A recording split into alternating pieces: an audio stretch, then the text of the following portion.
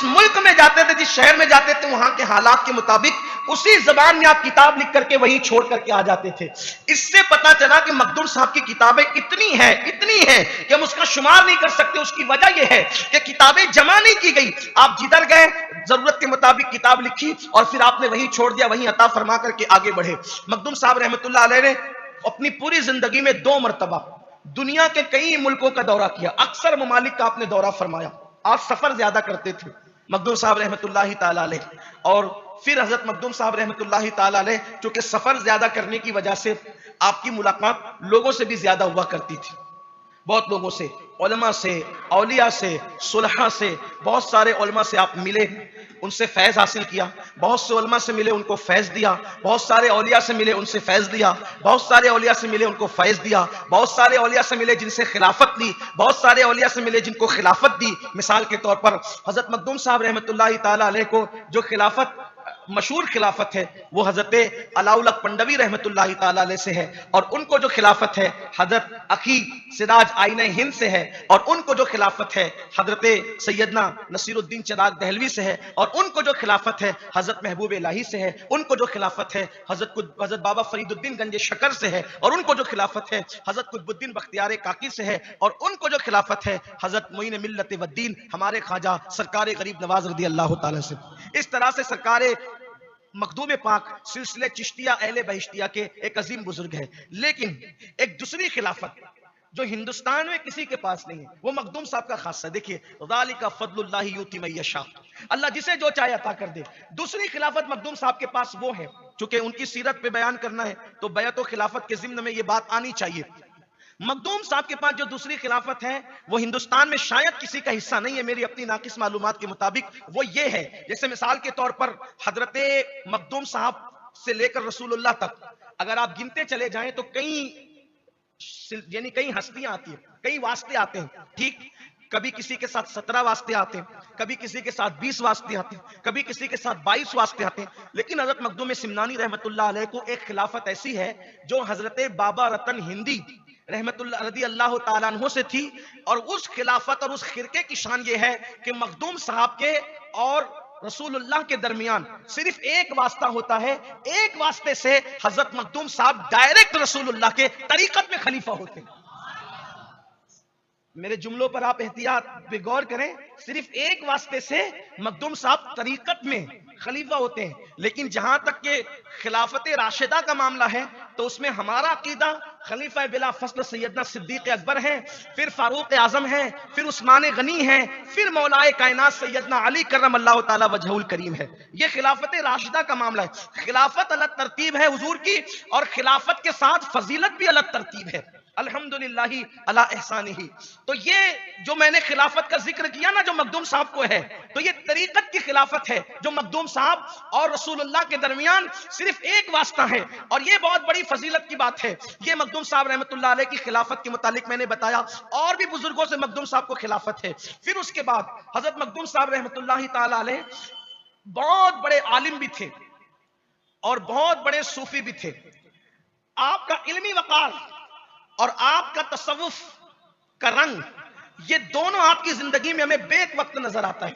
حالانکہ بہت سارے اولیاء اللہ کی زندگی میں ہم دیکھتے ہیں کہ وہ عالم تو ہیں، لیکن رنگ تصوف اتنا غالب آیا کہ پھر ہم ان کے اندر عالمانہ رنگ اتنا مغلوب ہوتا ہے کہ ہمیں نظر نہیں آتا۔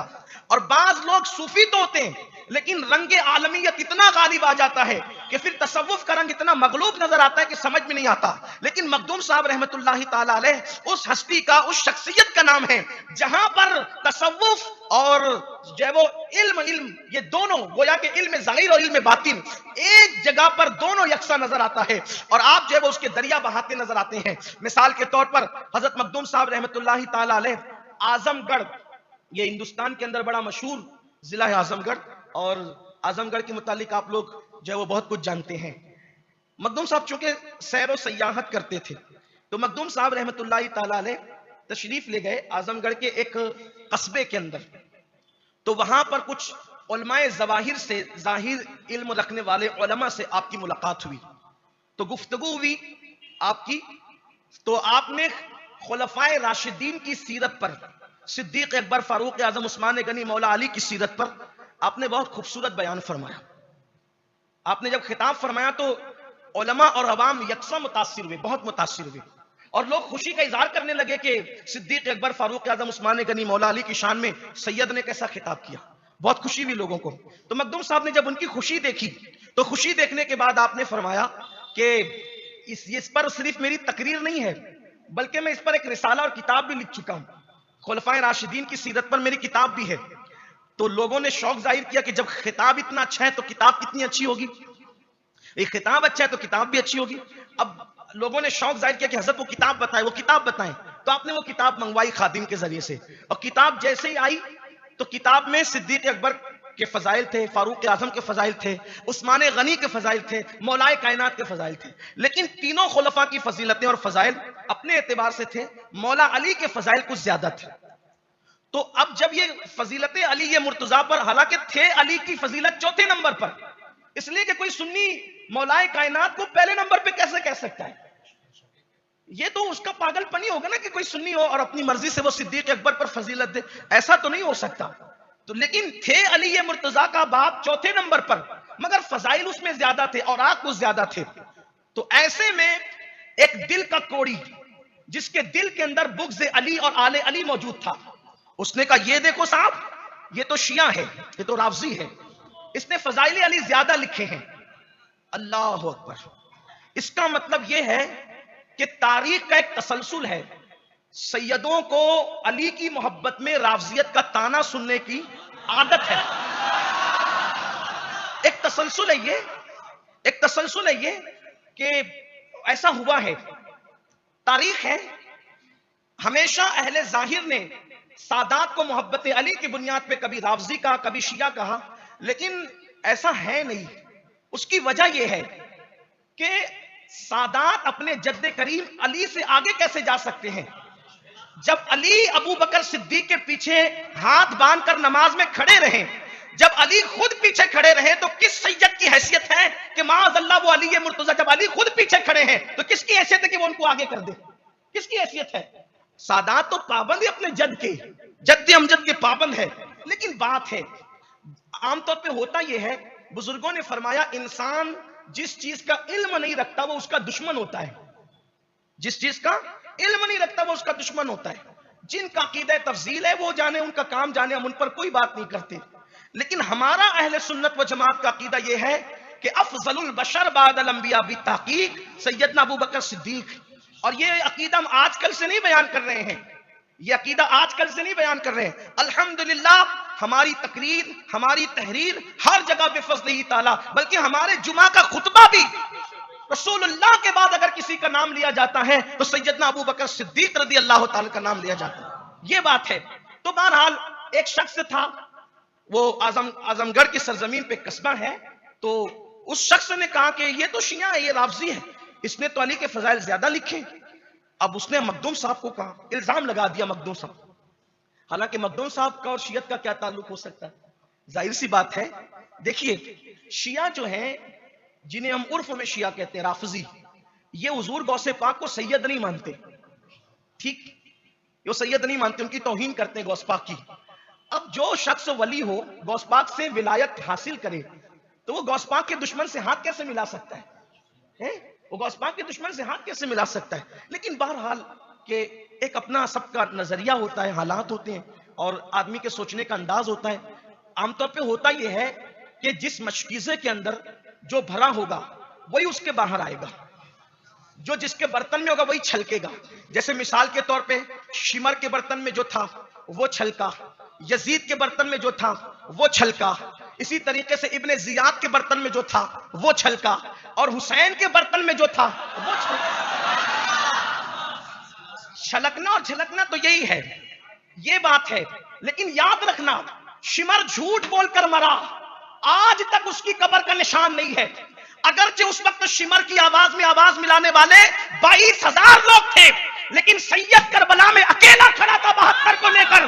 اس وقت لوگ سوچ رہے تھے کہ حسین کی سچائی کون سنے گا، حسین کی سچائی کون سنے گا. لیکن حالات نے بتا دیے کہ شمر اور یزید کے صرف 3 دن تھے، اور حسین کا دنیا حسین کی ہے، زمانہ حسین. جھوٹ بول کر شمر کب تک حکومت کر سکتا تھا؟ جھوٹ بول کر یزید کب تک چھاؤنی چھا سکتا تھا؟ یہ حسین کی سچائی تھی کہ حسین کو جھوٹ بول کر بے گھر کر دیا گیا، لیکن حسین کی حقانیت اور صداقت نے حسین کو آج گھر گھر کر دیا ہے۔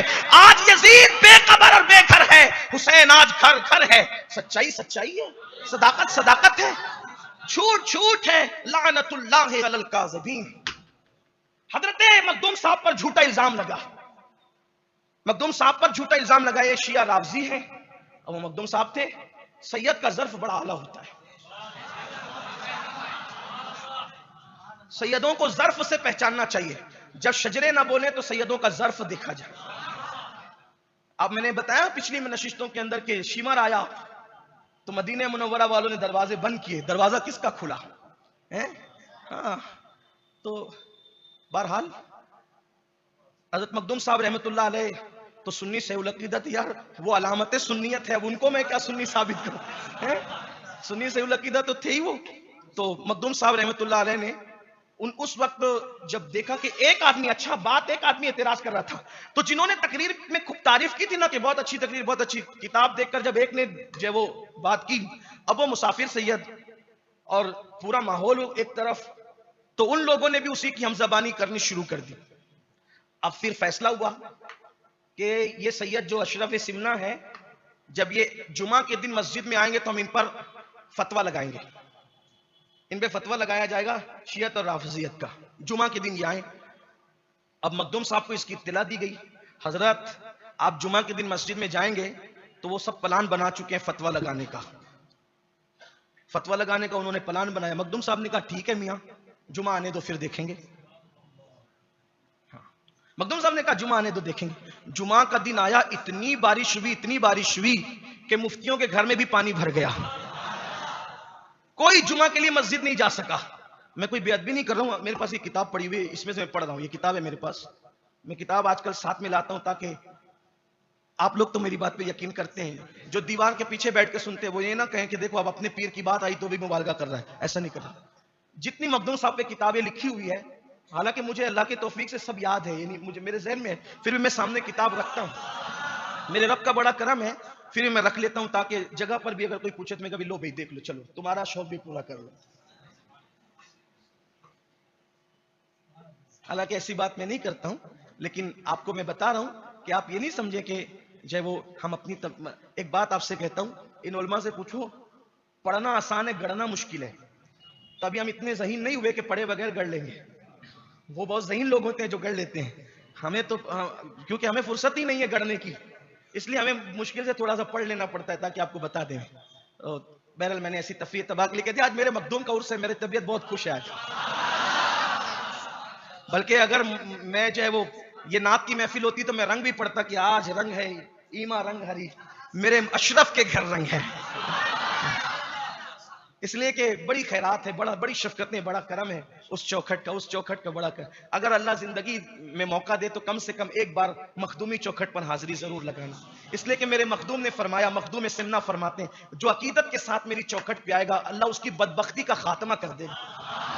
اگر کوئی بدبختی سے نجات چاہتا ہے وہ تو اشرف سمنہ کی چوکھٹ پر جائے، ہاں لیکن وہاں جانا تو سیٹ صاحب بن کے مت جانا، پیر صاحب بن کے مت جانا، علامہ محقق اور خطیب بن کر کے مت جانا، مخدوم صاحب کے یہاں جانا تو صرف غلام بن کر کے جانا، پھر دیکھنا کہ مخدوم کے جلووں کی رعنائیاں کیا ہیں، ہاں دیکھنا پھر ان کے کرم کی برسات کیا ہے۔ انہوں نے فرمایا جو میری چوکھٹ پہ آئے گا میں جو وہ اللہ اس کی بدبختی کا خاتمہ کر دے گا۔ ہو سکے تو زندگی میں نیت کر لو، آج ہمارا تو مقصد ہی ہے بزرگوں سے جوڑنا، کیونکہ قرآن کہتا ہے کونوا مع الصادقین، سچوں کے ساتھ ہو جاؤ، تو آپ نیت کر لو کہ اللہ آپ کو حاضری نصیب